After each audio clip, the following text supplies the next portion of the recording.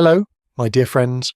You might think the cleanest people in ancient Egypt were the pharaohs, but their idea of clean was far more unsettling than you'd expect. Beneath layers of perfume, oils, and perfect white linen, something very different was quietly building over time. What looked like purity was often just careful concealment, repeated day after day until no one questioned it anymore. The more you look closely, the more that flawless image begins to feel strangely artificial. Tonight, step inside this hidden world and see what was really beneath the surface. So, before you get comfortable, take a moment to like the video and subscribe, but only if you genuinely enjoy what I do here. And let me know in the comments where you're tuning in from and what time it is for you. It's always fascinating to see who's joining us from around the world. Now, dim the lights, maybe turn on a fan for that soothing background, and let's embark on this journey together tonight.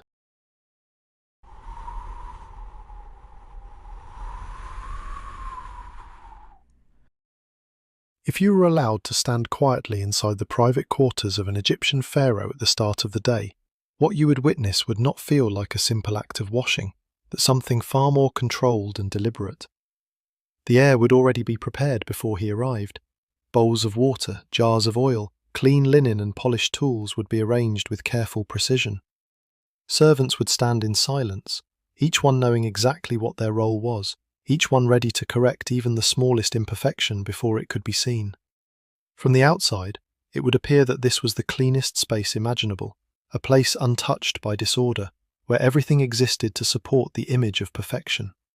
The pharaoh himself would enter not as a man preparing for the day, but as a figure that needed to be completed. His body was not treated as something natural, but as something that had to be shaped into a symbol.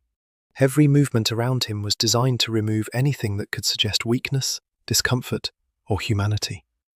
His skin had to appear smooth, his scent controlled, his posture exact. Cleanliness was not about removing dirt, it was about removing evidence that he was human at all. This expectation changed the meaning of every action. Washing was no longer about comfort, it became a ritual of correction. Water was poured over the body, not simply to clean, but to prepare the surface for what came next. Oils were applied in measured layers, creating a sheen that reflected light in a controlled way. Linen was pressed against the skin, not just to dry it, but to ensure that no mark remained. The process was slow, repeated, and watched carefully. Nothing was left to chance. At first, this might seem like an advanced form of hygiene. A ruler who bathed regularly, who maintained his appearance, who surrounded himself with order and cleanliness, could easily be seen as someone who understood the importance of health. But that assumption quickly begins to fall apart when the purpose becomes clear. None of these actions was meant to improve the condition of the body. They were meant to improve the image of the body. The difference is subtle, but it changes everything.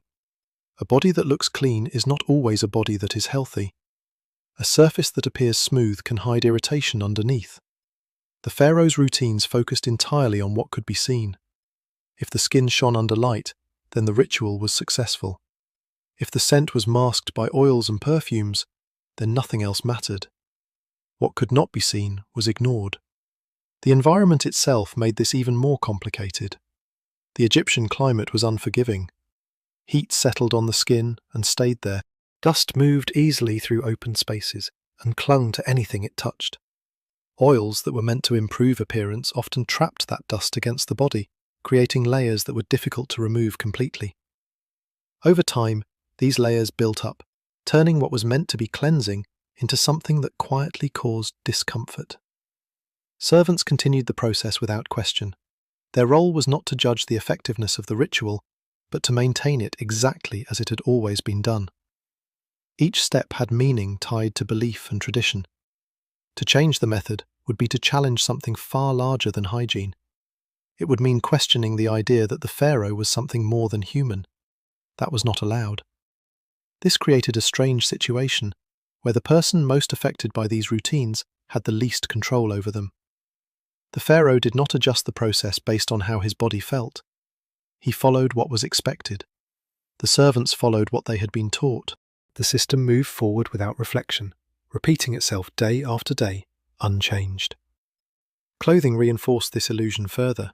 Fresh linen was brought in regularly, bright and carefully maintained. The fabric created a visible layer of purity, separating the pharaoh from the world around him. But beneath that fabric, the reality could be very different. Skin that looked smooth from a distance might be irritated from constant treatment. Areas that were hidden from view did not receive the same attention. The focus remained on what others could see. It is difficult not to feel a sense of unease when imagining this scene closely. The room appears clean. The body appears perfect. Everything suggests control and order. Yet beneath that surface, there is tension. The body is being shaped, managed, and corrected continuously, not for its own benefit, but for the sake of an image that must never break. If we compare this to modern life, it would be like maintaining a flawless appearance in front of a camera, while ignoring what is happening beneath the surface. The lighting is correct, the skin looks smooth, the image is convincing, but the reality behind it is different. The difference is that today, we understand that gap. For the pharaoh, that gap was the entire system. The belief that appearance defined truth made it possible for this contradiction to exist without question. If the pharaoh looked clean, then he was clean. If he appeared perfect, then he was perfect. There was no need to look deeper. The illusion was strong enough to replace reality. What makes this more unsettling is how normal it all was. No one inside that room would have seen anything unusual. The routines were familiar. The results were expected. The idea that something might be wrong did not arise because the system itself defined what was right. Cleanliness had been redefined to mean something entirely different. Over time, this approach pushed the body further away from its natural state. Each attempt to maintain perfection required more control, more precision, and more intervention. The rituals became more demanding, more exact, and less forgiving. What began as a way to present an image slowly became a system that the body had to endure. The pharaoh's daily rituals created a surface that looked flawless, but beneath that surface, the body was being controlled rather than cared for. The need to maintain that illusion pushed these practices further, turning simple acts of cleanliness into something far more extreme. Soon, that same pursuit of purity would demand that every trace of the natural body be removed, as sharp blades scraped across skin again and again, leaving behind wounds that no one was allowed to acknowledge. The removal of hair was not treated as a small detail, but as a necessary step in maintaining the image of purity that surrounded the pharaoh. Before oils were applied, and before fine linen touched the skin, the body had to be reduced to a smooth surface, with nothing left to disrupt the illusion. Servants approached with tools that had already been prepared, blades sharpened carefully, not for comfort, but for efficiency. Every part of the body was included in this process, and nothing was considered too minor to ignore. Hair in this context was not seen as natural. It was seen as something that introduced disorder. It broke the smoothness of the skin and suggested a connection to the ordinary human condition. For a figure who was meant to appear closer to a god than a man, this was unacceptable. So the solution was simple and absolute. It had to be removed entirely, and it had to be removed often. The act itself followed a routine that left little room for variation. The blades, often made of copper or shaped from sharpened stone, were pressed directly against the skin and drawn slowly across it. Each movement required attention. A mistake could leave a visible mark, and a visible mark would disrupt the appearance that had to be maintained. Servants worked methodically, repeating the same motions across the body, ensuring that no trace remained. From a distance, the result appeared controlled and precise. The skin reflected light evenly. There were no interruptions, no uneven patches, no signs of natural growth. The body looked complete, as though it had been shaped intentionally rather than grown. This was the image that others were meant to see, and it was convincing enough to hold. But the process that created this image was far less controlled than it appeared. The tools were sharp, but they were not gentle. The skin, especially when treated repeatedly, became more sensitive over time. Others that were shaved frequently could develop irritation that was not immediately visible. Small cuts were almost unavoidable, particularly when the routine was performed day after day without pause. There was no concept of preventing infection in the way we understand it now. The blades could be wiped, but they were not sterilized. In a climate where heat encouraged the growth of bacteria, Even a minor break in the skin could become a source of deeper problems. Yet these risks were not part of the consideration. The focus remained on the surface, on what could be seen, not on what might develop later. Servants continued the process without hesitation. Their role was not to question the method, but to execute it perfectly. The pharaoh was expected to remain still, to show no reaction, to maintain control over his body, even as it was being scraped and shaped. Any sign of discomfort would have disrupted the illusion that he existed above ordinary experience. So the ritual continued in silence, steady and uninterrupted. Over time, the repetition created a cycle that was difficult to escape. The more frequently the hair was removed, the faster it seemed to return. The faster it returned, the more often it had to be removed again. There was no point at which the process could stop. It became a constant requirement, something that had to be done before anything else could begin. It is difficult not to feel a sense of unease when imagining this routine closely. The room would appear calm. The movements would seem controlled. Everything would give the impression of order. But just beneath that surface, the body was being subjected to repeated friction, repeated pressure, repeated exposure. The skin was not allowed to rest. It was not allowed to recover fully before the process began again. If we compare this to modern habits, it would be like shaving the entire body every single day with tools that are not designed to protect the skin, ignoring every sign of irritation and continuing simply because the result looks better for a moment. The difference is that today, such a practice would quickly be recognized as harmful. For the pharaoh, it was seen as necessary. The belief that drove this ritual was stronger than any physical consequence. Cleanliness was not defined by comfort or by the absence of harm. It was defined by appearance and by tradition. A smooth surface meant purity, purity meant control, and control reinforced the idea that the pharaoh was something more than human. This belief allowed the consequences to remain hidden. Cuts could be covered with oil, redness could be concealed under linen. The surface could be restored quickly enough that no one looking from the outside would notice what had happened. The illusion remained intact, even as the body beneath it experienced the effects of constant correction. The more the body was forced into this state, the more it depended on the ritual to maintain the appearance. Any pause would allow the natural state to return, and that was not acceptable. So the process continued, repeated without question, reinforced by belief, and carried out with precision. What makes this even more unsettling is how completely it was accepted. No one in the room would have considered this excessive. It was simply part of the routine, something that had always been done and would continue to be done. The idea that the body might be harmed in the process was not part of the conversation. The pharaoh's skin, when seen from a distance, appeared flawless. It reflected light, it matched the image, it supported the illusion. But that surface was the result of constant removal, constant pressure, and constant repetition. It was not natural. It was maintained through a process that quietly ignored the limits of the body. The smooth surface of the pharaoh's skin was created through daily scraping that left behind small wounds hidden beneath oils and linen. That same skin, already weakened and exposed, would soon be covered again in thick layers of perfumed substances meant to mask what could not be removed. As those oils settled into every cut and pore, they would begin to trap heat, dust, and decay directly against the body, turning the idea of cleanliness into something far more suffocating than it appeared. The application of oils came immediately after the body had been stripped down to its smooth surface, as if the skin, now cleared of everything natural, needed to be sealed again before it could be presented. Servants moved forward with small containers, each filled with thick, fragrant substances prepared in advance. These oils were not used sparingly. They were applied in deliberate layers, spread carefully across the skin until they carried a visible sheen. From a distance, the result appeared refined and controlled, a surface that reflected light and suggested cleanliness. But the purpose of these oils was not what it seemed. The Egyptian climate made the body difficult to manage. Heat settled into the skin and stayed there, especially in enclosed spaces where air did not move freely. Even after washing, the body would begin to produce scent again, not because it was unclean, but because it was alive. This natural process was not accepted.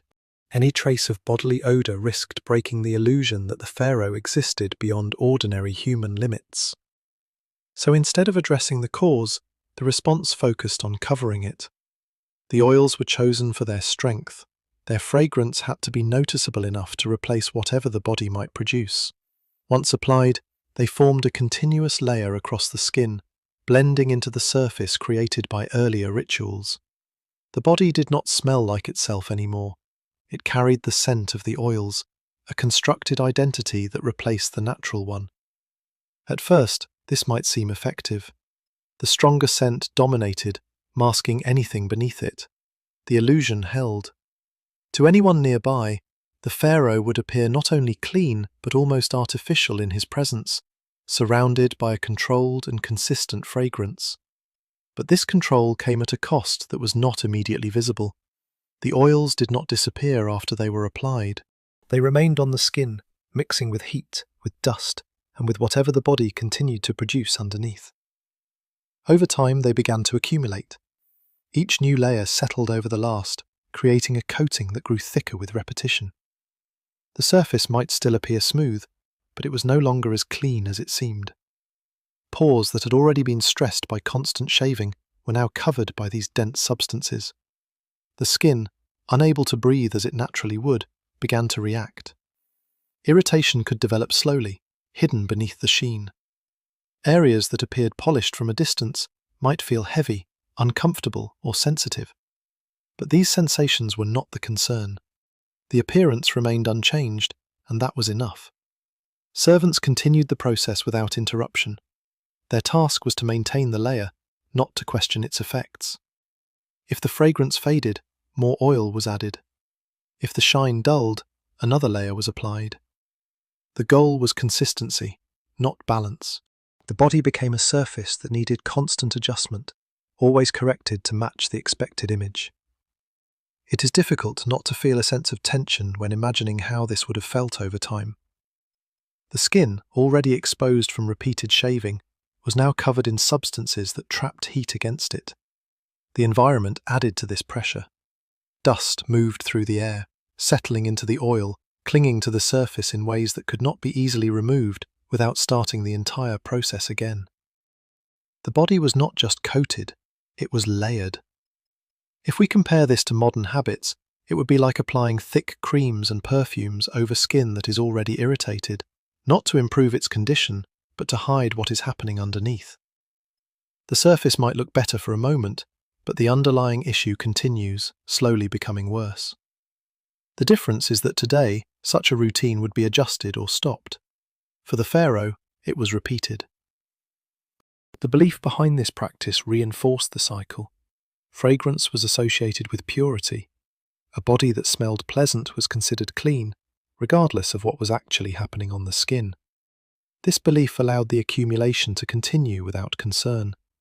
As long as the scent remained strong, the ritual was seen as successful. The contradiction between appearance and reality grew with each layer. The more the oils were applied, the more they masked the natural signals of the body. Discomfort became easier to ignore. Signs of irritation were covered quickly. The surface was restored again and again, each time reinforcing the illusion that everything was under control. Over time, the body adapted in ways that were not always visible. Areas that were constantly coated could become more sensitive.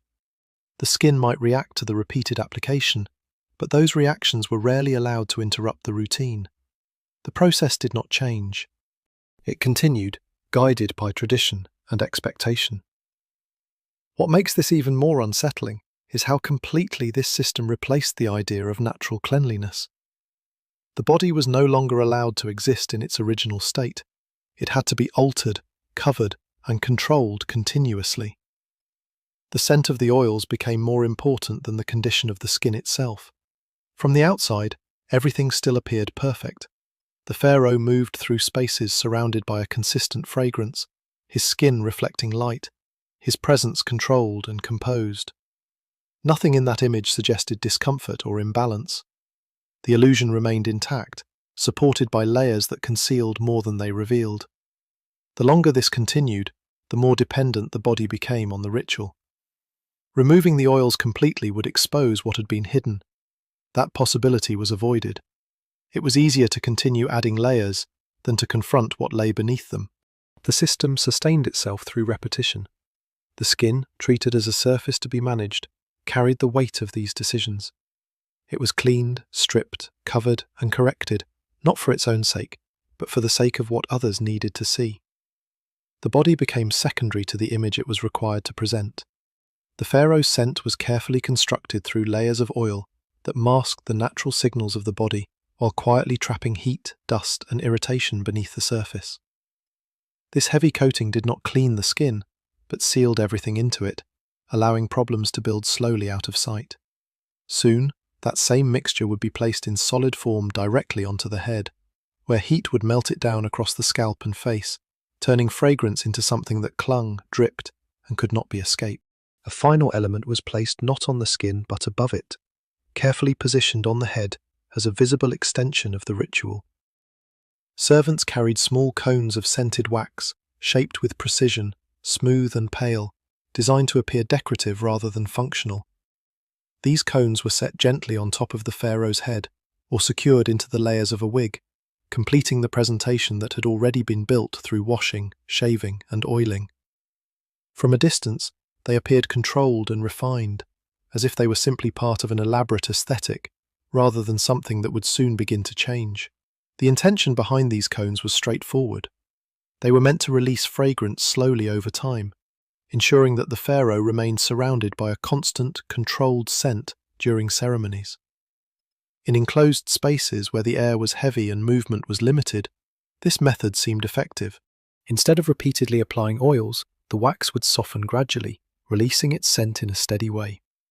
The ritual appeared efficient, measured, and carefully designed to maintain the illusion of purity without interruption. At first, everything remained stable. The wax held its form, the surface stayed intact. The fragrance was present but contained. The pharaoh could sit or stand without any visible change to the structure on his head. The image was complete, and the ritual seemed to function exactly as intended. But the environment did not remain unchanged. Heat gathered slowly, almost unnoticed at first. The body itself produced warmth, especially beneath layers of linen and oil. The surrounding air, already thick, held that warmth in place. As time passed, the wax began to respond. Its surface softened, losing the firmness that had defined its shape. The edges became less distinct, the structure less stable. What had been solid began to shift. This transformation did not happen suddenly. It was gradual, subtle, almost easy to ignore in the beginning. But as the wax continued to warm, it could no longer hold its form. It began to move downward, following the natural lines of the head. It seeped into the hair, into the woven strands of wigs, and eventually reached the skin beneath. From a distance, this change was not immediately obvious. The scent grew stronger, spreading through the air, reinforcing the impression that the ritual was working. The fragrance filled the space, becoming more noticeable, more dominant.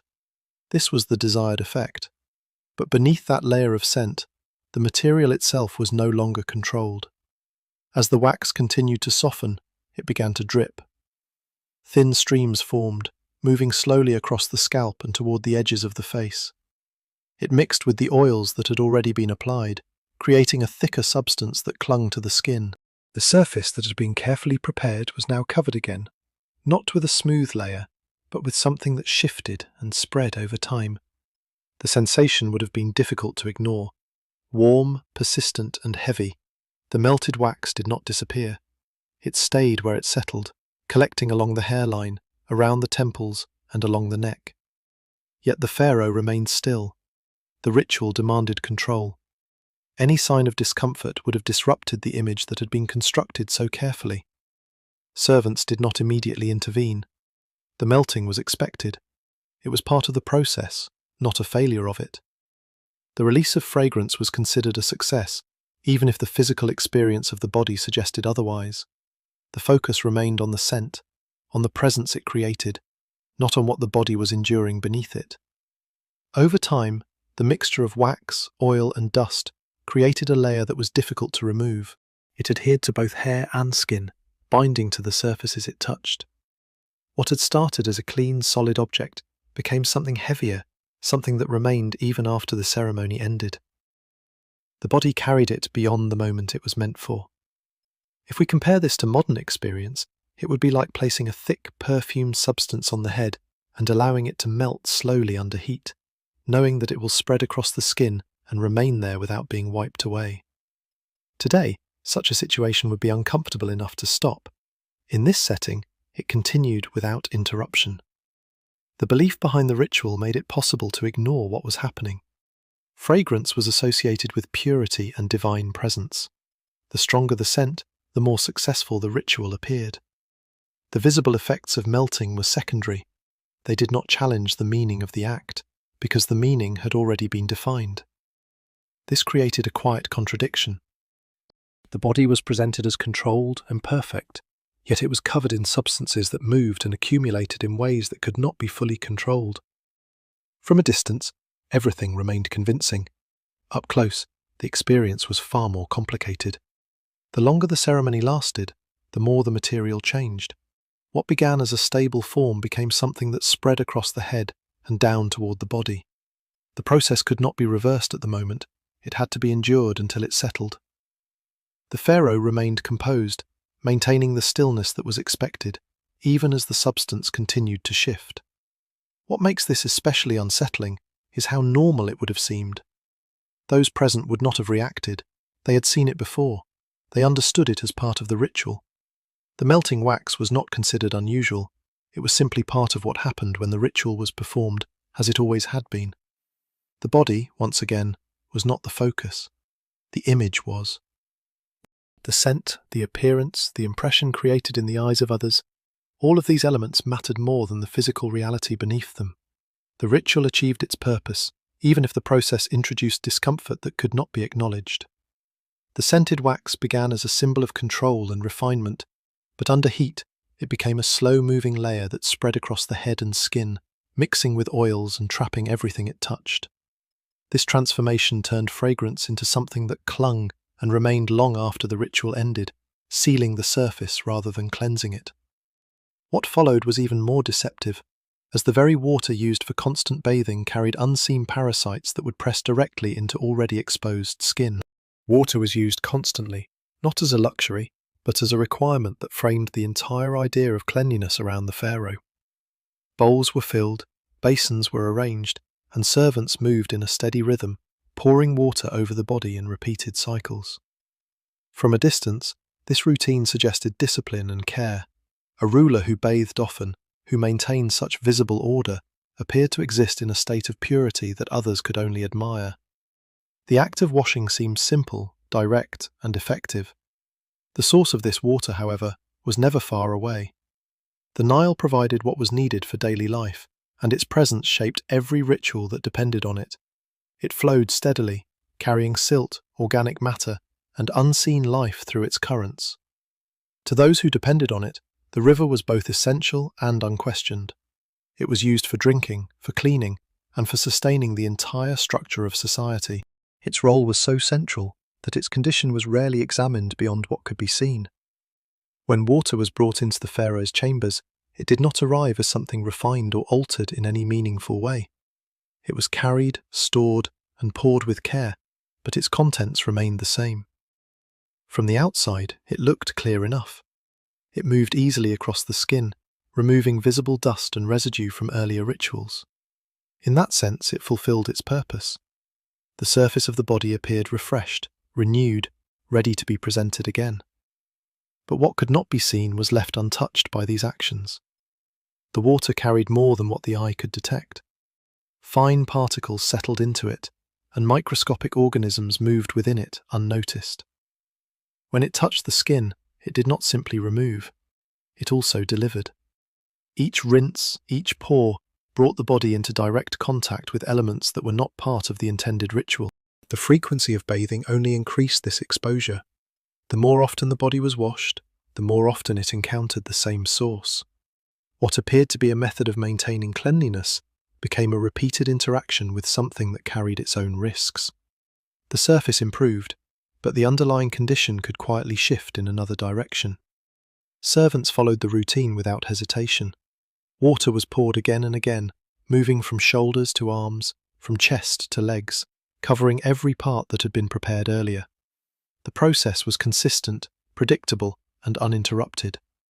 There was no pause to question whether the water itself contributed to what it was meant to prevent. The ritual defined the outcome. If the body looked clean, then the process was considered successful. It is difficult not to feel a sense of contradiction when imagining this scene closely. The room is controlled, the movements are precise, the water flows in measured amounts. Everything suggests a system designed for care.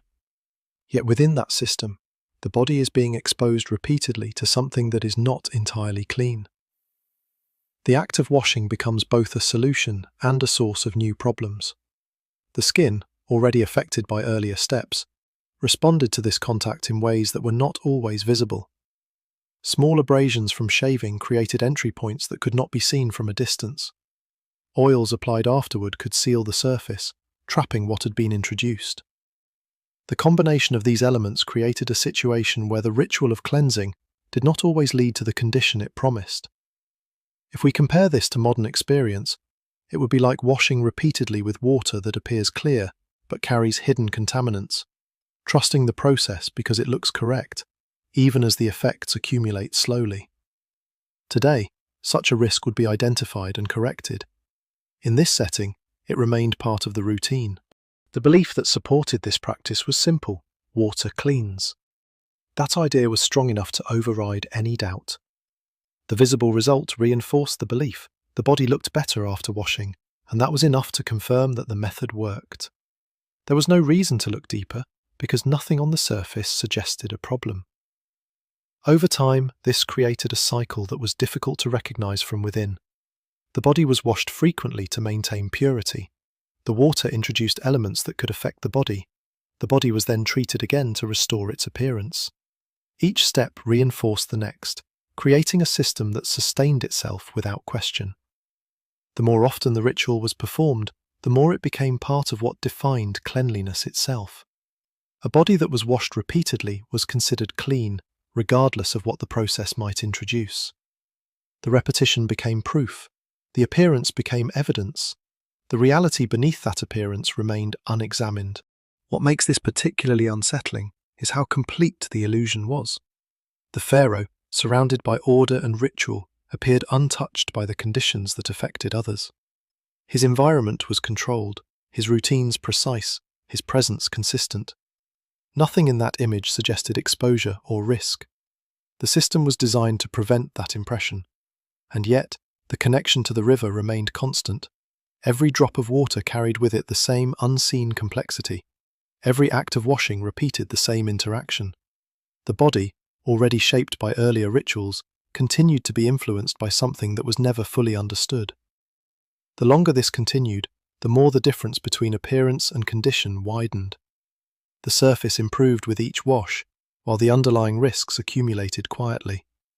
The ritual succeeded in maintaining the image, but it did not fully control the reality. The body was not simply being cleaned. It was being managed through a series of actions that focused on what could be seen and ignored what could not. The water, central to this process, played a dual role that was never fully acknowledged. It removed and it delivered at the same time. The repeated washing created the impression of constant purity, yet each contact with the Nile introduced unseen elements directly onto already exposed skin. This cycle turned cleansing into a quiet form of exposure, where the surface improved while hidden risks continued to build. The next step deepened this contradiction even further, as substances like milk and honey were applied directly onto the body, forming a layer that could slowly spoil and turn against the skin itself. Milk and honey were introduced into the ritual not as food, but as substances meant to improve the surface of the body, adding softness, smoothness, and a refined appearance that simple water could not provide. Bowls were prepared in advance, mixtures carefully combined, their textures thick and rich, their colours pale and golden. From a distance they suggested nourishment, something gentle and beneficial, something that would restore what earlier steps might have disturbed. The pharaoh's skin, already stripped and treated, was now ready to receive another layer. Servants applied these mixtures slowly, spreading them across the body with deliberate movements. The texture was heavier than water, more persistent, designed to remain on the skin rather than run off it. Honey clung to the surface, while milk softened its edges, allowing it to be distributed evenly. The process was calm, controlled, and repeated in the same way each time. It appeared careful, almost protective, as if the body were being cared for with something valuable. At first, the effect seemed to justify the method. The skin appeared smoother, its surface more uniform, its texture refined. Light reflected differently across it, creating the impression of health and vitality. The mixture, combined with the oils used earlier, gave the body a polished appearance that aligned perfectly with the image that needed to be maintained. Everything suggested improvement. But the nature of these substances carried its own complications. Milk and honey were not stable. They changed over time, especially in an environment where heat was constant and storage was limited. What appeared fresh at the moment of preparation could begin to alter quickly, even before it was applied. The difference was not always immediately visible. It developed gradually, quietly, without drawing attention. When these substances were placed on the skin, they did not remain unchanged. The warmth of the body, combined with the surrounding temperature, created conditions where they could begin to break down. Honey thickened further, trapping particles from the air. Milk, once smooth, could begin to shift in consistency. The mixture, which had been intended to improve the skin, started to interact with it in ways that were not fully understood. The surface still appeared controlled, the ritual still seemed successful, but beneath that surface, the skin was being covered in materials that did not always remain safe. Pores that had already been affected by previous steps were now exposed to substances that could settle into them. The body, unable to remove these layers immediately, carried them until the next stage of the ritual began. Servants continued their work without interruption. Their role was to apply, to spread, to maintain the appearance. They did not adjust the method based on how the substances changed. The mixture was prepared and it was used. The result, as long as it looked correct, confirmed that the process was working. There was no reason to question what could not be seen. It is difficult not to feel a growing sense of discomfort when imagining how this would have felt over time. The skin, already exposed from shaving and layered with oils, was now coated again with substances that could change while resting on it. The body was not allowed to remain clear. It was constantly covered, constantly adjusted, constantly reshaped by materials that were not neutral. If we compare this to modern experience, it would be like applying food-based substances directly onto the skin and leaving them there under heat, trusting that their natural origin makes them safe, even as they begin to change. Today, such a practice would be carefully controlled or avoided. In this setting, it was repeated as part of the routine. The belief behind this step reinforced its continuation. Milk was associated with nourishment. Honey was associated with preservation and value. Together, they carried meanings that extended beyond their physical properties.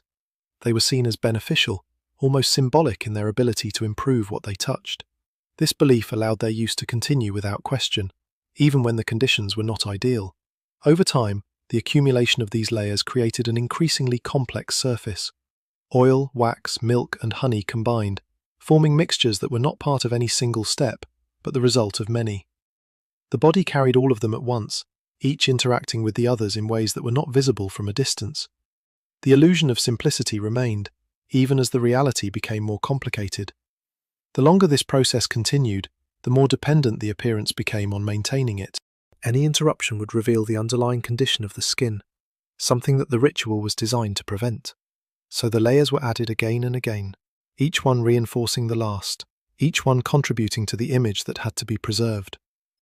What makes this particularly unsettling is how easily the idea of care was confused with the act of covering. The body was treated constantly, but not always in ways that supported its condition. It was managed, adjusted, and refined, but rarely allowed to exist without interference. The substances used were chosen for their effect on appearance, not for their long-term impact. From the outside, everything still appeared controlled. The pharaoh's skin looked smooth, luminous, and carefully maintained. Nothing in that image suggested instability or risk. The ritual achieved its purpose. It created the impression of perfection, of a body untouched by ordinary conditions. And yet, beneath that surface, the combination of heat, time, and repeated application created a situation where the very substances meant to improve the skin could begin to work against it. The process did not stop, It continued, supported by belief and repetition, even as its effects became more complex. Layers of milk and honey gave the appearance of nourishment and care, yet under heat, they could begin to change, settling into the skin and mixing with everything already present. This turned the surface into something that held more than it revealed, quietly allowing irritation to build beneath it. Next came an even more deceptive layer, as thick cosmetics were pressed onto the skin, sealing everything underneath while creating the illusion that nothing was wrong at all. Thick layers of cosmetics were applied only after the skin had been washed, shaved, coated, and reshaped through earlier rituals, as if the final step was not to care for the body, but to perfect the image that others would see. Servants prepared the materials carefully, grinding pigments into fine powders, mixing them with oils, and placing them within reach before the application began. Everything was arranged with precision, and nothing about the process was left to chance. From a distance, it appeared controlled and refined, another extension of the system that maintained the pharaoh's flawless presence. The most visible element of this transformation was the use of kohl around the eyes. It was applied with steady hands, dark and defined, shaping the gaze into something sharper and more deliberate. The lines extended outward, creating symmetry that suggested control and strength. This was not simply decoration, it was a statement, one that reinforced the image of power and composure. At the same time, powders were pressed onto the skin, smoothing the surface further, reducing the visibility of any irregularities that might have remained. At first, the effect seemed immediate and effective. The skin appeared even, consistent, and free from blemishes. Any redness, any irritation, any unevenness created by previous steps was hidden beneath the layer. The face, in particular, became a controlled surface, where nothing unexpected was allowed to show. The result aligned perfectly with the expectation that the pharaoh should appear beyond ordinary physical limitations. But the materials used for this transformation were not neutral. They did not simply sit on the surface and disappear at the end of the day. They remained, interacting with the skin beneath them. The powders could settle into pores that had already been affected by repeated shaving and layering. The kohl, applied daily, accumulated in the same areas, building over time in ways that were not immediately visible. The routine did not allow for interruption. Cosmetics were applied each day in the same manner, covering whatever the skin revealed. There was no pause to observe whether the condition of the skin was improving or worsening. The goal was consistency in appearance, not change in condition. If a mark appeared, it was covered. If irritation developed, it was hidden. The surface remained controlled, even as the underlying state shifted. Servants continued their work without hesitation. Their responsibility was to maintain the image, not to question the effect of the materials they used. Each stroke of pigment, each layer of powder, was applied with care, ensuring that the final result met the expected standard. The pharaoh's face became a surface that could be adjusted and corrected continuously, without ever revealing what lay beneath. It is difficult not to feel a growing sense of tension when imagining how this would have felt over time. The skin, already exposed to repeated treatments, was now sealed beneath layers that did not allow it to recover fully. The body was not given space to return to its natural state. It was constantly covered, constantly managed, constantly presented as something other than what it was. If we compare this to modern habits, it would be like applying heavy makeup every single day over irritated skin, never allowing it to rest, never addressing the cause of the irritation, only covering it repeatedly. The appearance might improve in the moment, but the condition beneath would continue to change. Today, such a pattern would be recognized quickly. In this setting, it was expected. The belief behind this practice reinforced its continuation. Appearance defined reality. If the pharaoh looked flawless, then he was considered flawless. The presence of cosmetics did not contradict this idea. Instead, it supported it. The materials used were part of the system that created the image, and that image was what mattered. Over time, the accumulation of these layers created a surface that was increasingly dependent on them. Removing the cosmetics completely would reveal the underlying condition of the skin, something that the ritual was designed to prevent. So the layers remained. They were reapplied, reinforced, and maintained without interruption. The contradiction between what was seen and what was experienced grew more pronounced. The face appeared smooth and controlled, yet beneath that surface, the skin could be dealing with irritation, with blocked pores, with reactions that were never allowed to become visible. The illusion remained intact, even as the reality became more complex. What makes this particularly unsettling is how complete the transformation was. The pharaoh's face, the most visible part of his body, became entirely shaped by these materials. It was no longer a direct reflection of his physical condition. It was a constructed surface, designed to communicate perfection regardless of what lay beneath. The longer this process continued, the more difficult it became to separate the image from the reality. The cosmetics did not simply enhance the appearance, they replaced it. The body adapted to this replacement, carrying the effects of constant coverage without ever being allowed to reveal them. From the outside, nothing appeared wrong. The pharaoh moved through spaces with a face that looked composed, controlled, and complete. The illusion held, supported by layers that concealed more than they revealed. The system worked exactly as intended.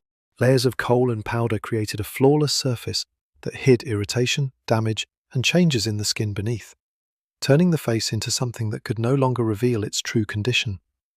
This constant coverage sealed problems into the skin, allowing them to develop quietly out of sight. The next step made this even more dangerous, as the very materials used for beauty contained substances that would not just hide damage, but slowly create it from within. Heavy substances were not avoided in the preparation of beauty.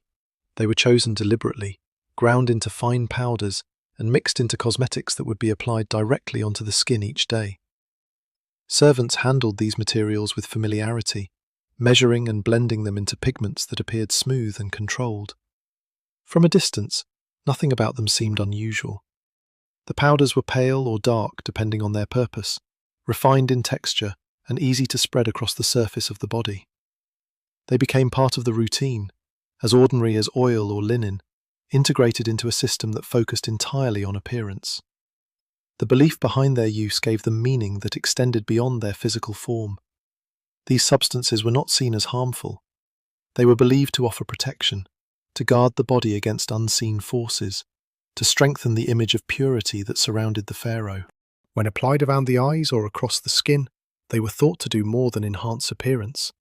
They were believed to serve as a barrier, something that could defend against illness and corruption. This belief made their use not only acceptable but necessary. The application followed the same careful rhythm as other steps. The powders were pressed gently into the skin, spread evenly, and blended until they became part of the surface. Kohl lined the eyes with precision, while lighter substances softened the tone of the skin, creating a controlled and uniform appearance. The result was immediate. The face appeared sharper, more defined, more complete. Any irregularity that might have remained was hidden beneath the layer. At first, the effect seemed entirely positive. The skin looked refined, the eyes appeared more intense, and the overall image aligned perfectly with the expectations placed on the pharaoh. There was no visible sign that anything was wrong. The materials performed their function, reinforcing the illusion that everything was under control. But the nature of these substances introduced a different kind of interaction with the body. Unlike oils or wax, they did not simply sit on the surface. Fine particles settled into the skin, moving into pores, remaining in place long after they were applied. With each day, with each repeated application, the amount increased. The body was not given time to clear what had been placed upon it. The layers built slowly, almost imperceptibly. The effects of this accumulation were not immediate. They developed gradually, without clear warning. The skin, already affected by earlier treatments, responded in ways that were not always visible from the outside. Irritation could deepen beneath the surface. Sensitivity could increase. But these changes did not interrupt the ritual. They were not part of what the ritual measured. Servants continued the process without adjustment. Their role was to apply, to maintain, and to ensure that the appearance remained consistent. The materials were trusted, reinforced by belief and tradition. There was no reason within that system to question their effect. The image they created was enough to justify their use. It is difficult not to feel a sense of unease when imagining how this would have unfolded over time. The body, already subjected to repeated layers of oils, wax and organic substances, was now receiving materials that interacted with it in a more lasting way. The surface remained controlled, but beneath it, the conditions were changing slowly. If we compare this to modern understanding, it would be like applying substances known to be harmful directly onto the skin every single day, not as a mistake, but as part of a trusted routine. Today, such a practice would be avoided immediately. In this setting, it was reinforced, repeated, and maintained without hesitation. The belief in protection made it possible to ignore any subtle signs of harm. If the material was thought to guard against illness, then its presence could not be questioned. Any discomfort that might have arisen could be interpreted as something else, something unrelated. The ritual remained intact, supported by the idea that it was beneficial. Over time, the contradiction between belief and reality became more significant. The materials were applied to preserve the body, to protect it, to enhance it. Yet their interaction with the skin suggested a different outcome. The body carried them continuously, without pause, without removal that would fully restore its natural state. The more the appearance depended on these materials, the more difficult it became to separate the body from them. The skin adapted to their presence, carrying the effects quietly, while the surface continued to present the same controlled image. The illusion remained stable, even as the underlying conditions shifted. What makes this particularly unsettling is how complete the trust in these substances was. They were not used cautiously. They were integrated fully into the routine, applied daily, without hesitation. Their role was fixed, and their meaning was clear within the system that used them. From the outside, nothing appeared wrong. The pharaoh's face remained composed, defined, and consistent. The cosmetics performed their role perfectly, concealing what needed to be concealed, reinforcing what needed to be seen. The system functioned exactly as intended. And yet, beneath that surface, the interaction between these materials and the body continued, slowly and steadily, without drawing attention. The process did not stop. It continued, supported by belief, by repetition, and by the need to maintain the image above all else. Heavy metals embedded within daily cosmetics became part of the skin itself over time, settling beneath the surface, while the outward appearance remained flawless and controlled. This slow accumulation turned protection into quiet damage, allowing harm to develop without ever being acknowledged. Next came an even sharper contrast, as perfectly clean linen covered a body that was far less clean beneath it than anyone was meant to realize. Fresh linen was brought forward at the end of each preparation, handled carefully, folded with precision, and placed onto the pharaoh's body as the final visible layer of the ritual. The fabric was light, pale and smooth, often appearing almost untouched by the world outside. From a distance, it suggested purity without effort. It did not carry visible stains. It did not show the signs of daily use that were common among others. The presence of clean linen alone was enough to reinforce the image that everything beneath it must also be clean. Servants worked methodically to dress the body, ensuring that every fold lay correctly and every edge aligned with the expected form. The linen was not simply clothing, it was part of the presentation, a surface that communicated order, discipline, and control. The brightness of the fabric reflected light, drawing attention away from anything that might lie beneath it. The more flawless the linen appeared, the less reason there seemed to be to question what it covered. At first, the effect was convincing. The contrast between the environment outside and the controlled appearance of the pharaoh was clear. Where others carried dust, wear, and irregularity, he appeared untouched. The linen created a barrier, both physical and visual, separating him from the ordinary conditions of the world. It completed the illusion that had been constructed through every step before it. But the condition of the body beneath that fabric did not always match the surface that covered it. The rituals that prepared the skin focused on appearance, not on complete restoration. Layers of oil, wax, and other substances remained, even after washing. The skin, treated repeatedly, carried the effects of those processes in ways that were not immediately visible. The linen did not remove these layers. It simply rested above them. The fabric itself contributed to this separation between appearance and reality. Linen was changed frequently, cleaned with care, and maintained to preserve its brightness. It created a sense of renewal each time it was applied. But this renewal existed only on the surface. The body beneath it did not experience the same reset. It carried forward the accumulation of previous steps, unchanged by the presence of new fabric. Servants ensured that the linen remained pristine. Any sign of imperfection was corrected quickly. A mark on the fabric would be visible, and visibility was what the system responded to. The condition of the skin, hidden from view, did not receive the same level of attention. It was not ignored completely, but it was not the focus. The focus remained on what others could see. This created a quiet but persistent contrast. The outer layer suggested cleanliness and control. The inner condition could be far more complex. The body, covered and concealed, did not have to match the image that the linen presented. The illusion was strong enough to replace the need for alignment between the two. It is difficult not to feel a sense of tension when imagining how this contrast would have been maintained over time. The body, already layered with substances and exposed to repeated treatments, was now enclosed beneath fabric that limited airflow and trapped heat.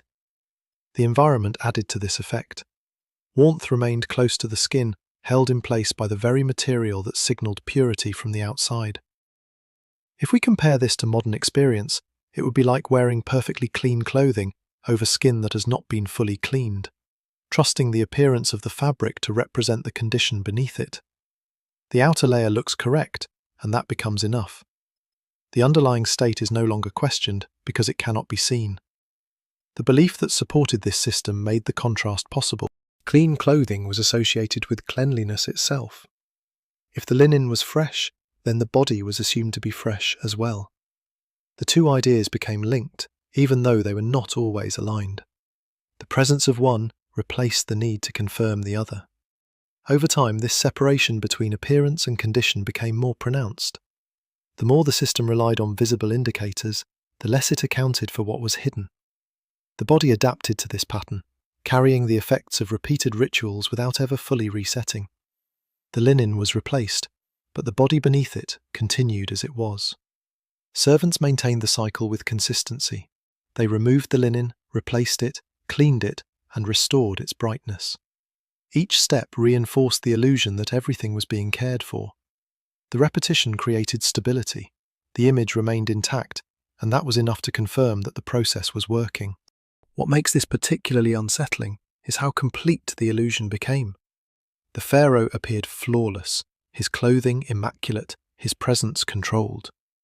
Nothing in that image suggested imbalance or accumulation. The system succeeded in presenting a version of reality that did not fully match the condition beneath it. The longer this continued, the more difficult it became to separate the two. The image and the body moved further apart, connected only by the assumption that they were the same. The linen became a surface that carried meaning beyond its function, a symbol that replaced direct observation. From the outside, everything remained consistent. The pharaoh moved through spaces with the same controlled appearance, the same clean fabric, the same sense of order. The illusion held without interruption, supported by layers that concealed more than they revealed. Clean linen created a flawless outer surface that suggested purity, while the body beneath it continued to carry layers of oil, wax, and residue that were never fully removed. This contrast allowed appearance to replace reality, hiding what could not be seen behind what could. Next came an even subtler illusion, as breath itself was masked with herbs and scents, covering deeper problems that no surface could truly hide. Breath was treated as another surface to control, something that had to be adjusted before the pharaoh could be seen or heard by others. Servants prepared small bundles of herbs, crushed leaves, and resinous mixtures, placing them within reach as part of the daily routine. These were not consumed for nourishment. They were chewed, held in the mouth, and allowed to release their scent slowly. From the outside, this appeared simple, even practical, a way to maintain freshness in a climate where heat made everything more intense. The expectation was clear. The pharaoh could not carry the natural scent of the body, not even in something as subtle as breath. Every aspect of his presence had to be controlled, from the way he appeared to the way he was perceived at close distance. Speech itself became part of the ritual. When he spoke, the air around him needed to reflect the same sense of order that defined the rest of his image. At first, the effect seemed immediate. The herbs released sharp, noticeable scents that replaced anything less controlled. The mouth felt refreshed, the breath altered, and the illusion was maintained. To those nearby, the result confirmed that the ritual was working. The presence of fragrance suggested cleanliness, just as it did on the skin. But the source of breath did not change. The herb